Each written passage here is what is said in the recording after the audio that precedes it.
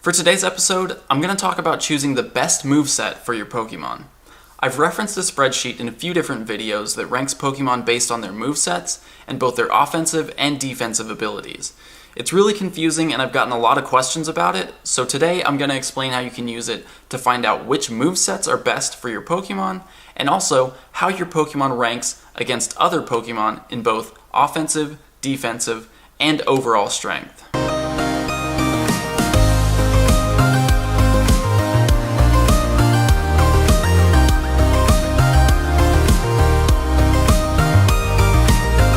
When you first look at the spreadsheet, it can be pretty overwhelming. You're greeted with a ton of numbers and it's pretty confusing. But the reason I like this is because it's the most comprehensive analysis of Pokemon's moves and damage that I've come across. I know it's intimidating, but we're going to break it down one piece at a time, and by the end of this video, you'll be flying through this spreadsheet to find all the information you need. Starting with column G, a Pokemon's name. You can see that each Pokemon is listed multiple times. And each Pokemon actually appears here 6 times because they each have 6 different possible movesets. So starting with Mewtwo because it's first, you can see the first Mewtwo has Psycho Cut and Hyper Beam as its moves. The second Mewtwo has Psycho Cut and Psychic. Third Mewtwo has Psycho Cut and Shadow Ball, followed by Confusion and Psychic, Confusion and Hyper Beam, and the last Mewtwo is actually way down here with Confusion and Shadow Ball. When you're looking for a specific Pokemon, you can use the search function, which you do by pressing Control F on PC or Command F on Mac. So let's say I'm looking for Arcanine. I'll press Command F and start typing Arcanine. There's going to be 6 results for each Pokemon. Like I said, 6 different possible movesets. So result number 1 is right here, Arcanine with Fire Fang and Fire Blast. Result number 2 is Arcanine with Bite and Fire Blast. Result number 3, Fire Fang, Flamethrower, and so on. Currently, and by default, the spreadsheet is organized by Gym Offense, which is basically ranking the Pokemon by their ability to attack gyms. So, when you search for a Pokemon, the first result is its most powerful offensive moveset. The second result is the second most powerful. Third result is third most powerful, and so on. So right away, when searching for Arcanine, I know that Fire Fang, Fire Blast is the best possible moveset offensively. Bite, Fire Blast is the second best. Fire Fang, Flamethrower is the third best. So I'm going to explain now how the spreadsheet determines which movesets are the best offensively. There are 2 columns that deal with damage output. The first is column M, No Weave. This is the amount of damage that you deal over 100 seconds by just spamming your quick attack. The second column is column O, Weave Damage, and this is the amount of damage that you deal over 100 seconds by spamming your quick attack until you fill up your stamina bar and then using your charge attack as soon as possible every time you can use it. So looking at Arcanine again, you can see that spamming Fire Fang alone will deal just under 1500 damage over 100 seconds. Alternating using Fire Fang and Fire Blast deals over 1800 damage over 100 seconds. So that's a pretty significant difference. And when you're looking at these 2 columns, the column that's highlighted in green tells you which strategy will deal more damage. So for the most part, alternating your quick attack and your charge attack deals more damage per second. But in the case of this Mewtwo here, spamming Psycho Cut actually deals more damage per second than alternating Psycho Cut and Shadow Ball. So now let's compare this Arcanine moveset to the next best moveset. Alternating Fire Fang and Fire Blast deals 1,843 damage over 100 seconds. Alternating Bite and Fire Blast deals 1,781 damage over 100 seconds. Now if you come back over here to column C, you can quickly compare the amount of damage that each moveset is putting out. The Arcanine's best moveset is dealing 100% damage. That's the most possible damage that it can deal over 100 seconds. The second best moveset is dealing 97% damage, which means it deals 3% less damage per second than the ideal moveset. The third moveset deals 91% of the damage that the best moveset deals. Next to the percentage, you can also see a number that tells you how that moveset ranks compared to the Pokemon's other movesets.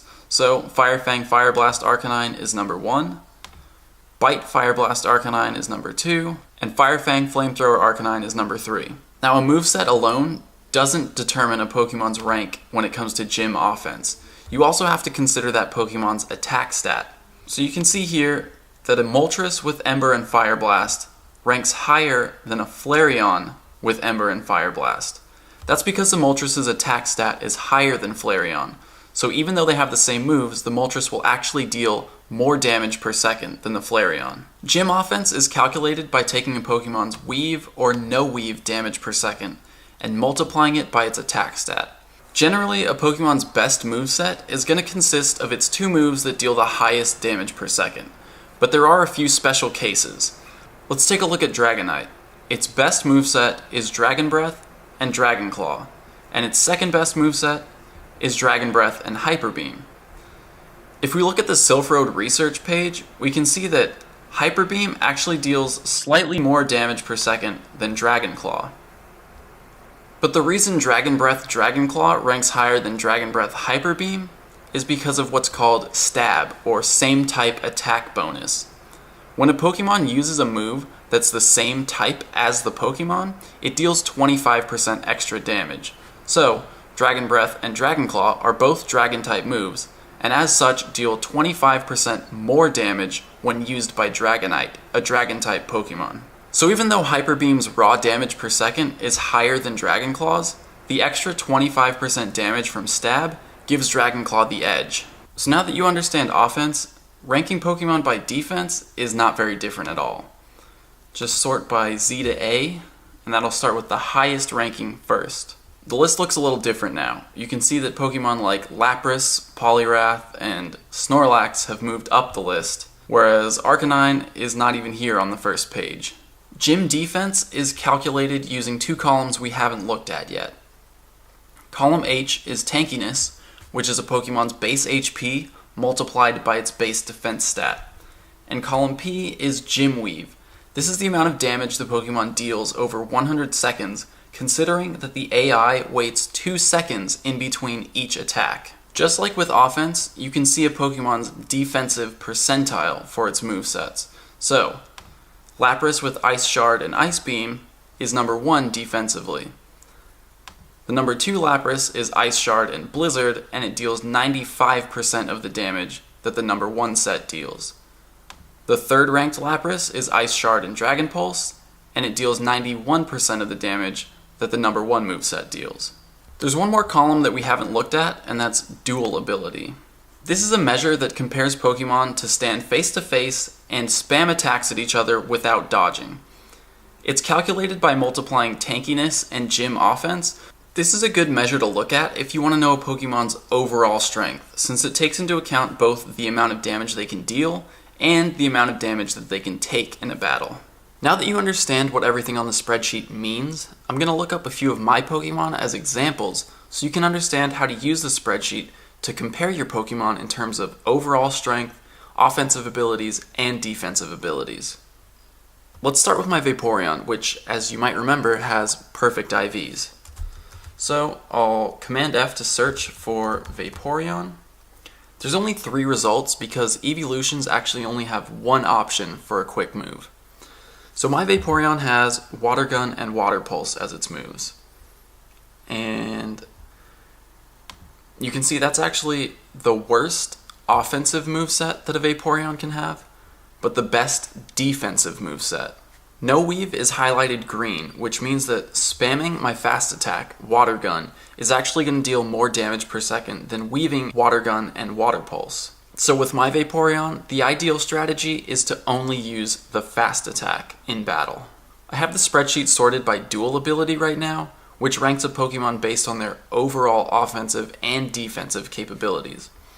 My Vaporeon with this moveset is ranked 44, which is pretty high considering there's over 800 possible moveset combinations for different Pokemon.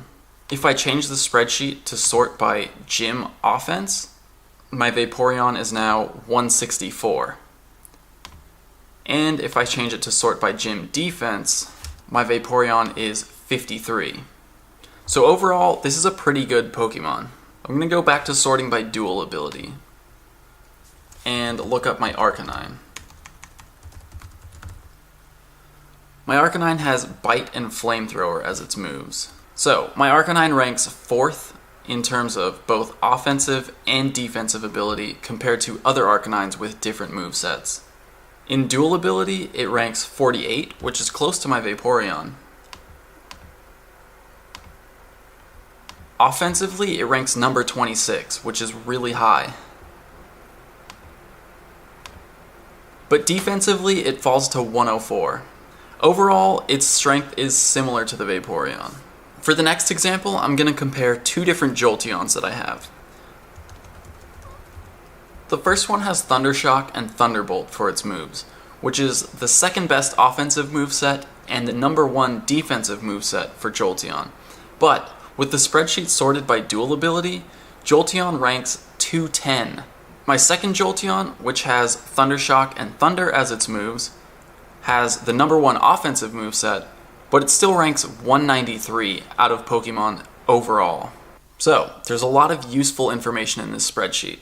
It's confusing, but hopefully I've done a decent job explaining it to you. If you have any questions, you can leave them in the comments, and I know you're looking up all your Pokemon right now, so go ahead and leave a comment and let me know what some of your best Pokemon are. As always, thank you so much for watching, and we'll see you in the next episode.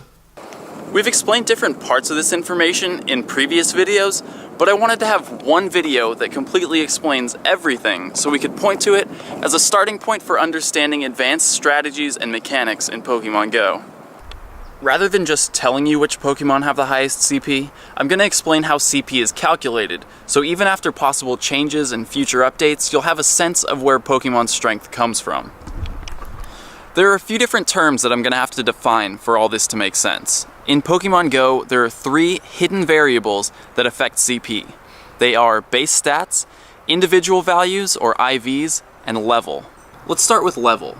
In Pokemon Go, each Pokemon has a hidden level, and the 2 visible indications of that level are the current position of its CP arc and the amount of Stardust required to power it up.